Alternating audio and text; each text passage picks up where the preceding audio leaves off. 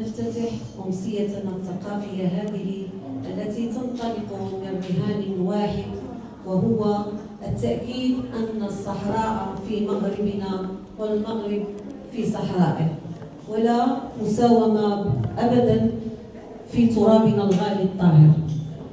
أيتها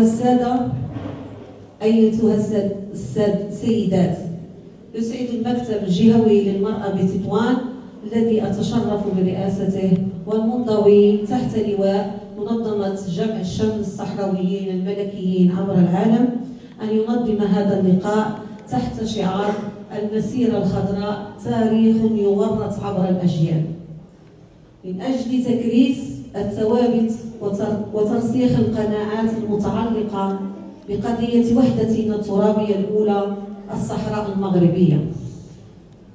فجزيل الشكر والتقدير مني ونيابة عن الرئيس الوطني للمنظمة لمؤسسة ابن خلدون الممثلة في مديرها السيد كريم الريفي، وكل طاقمها التعليمي على الجهود التي قامت من أجل إنجاح هذه الأمسية الجميلة.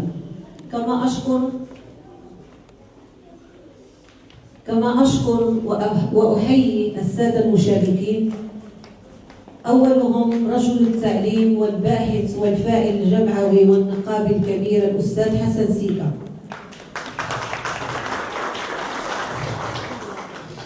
وثانيهم المدير فضاء الذاكرة التاريخية للمقاومة والتحرير بتطوان الأستاذ عادل دكداقي، وطبعا الكاتب والصحفي الكبير حسن بريش مقدم هذه الأمسية. وكذلك الشكر موصول للشاعرتين البهيتين الأستاذة أسماء المصلوحي والأستاذة حنان خريفة.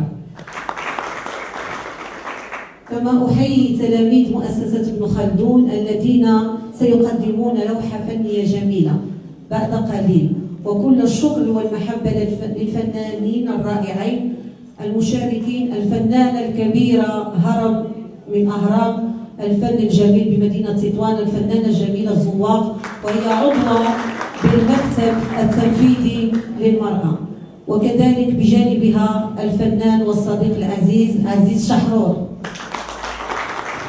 وشكري كذلك وتقديري للمدعمين لهذه الأمسية، كل من مؤسسة بن خلدون ولابو صوفيا للأخ رشيد وأفراح رشيدة واللي هي عضوة بالمكتب التنفيذي للمرأة.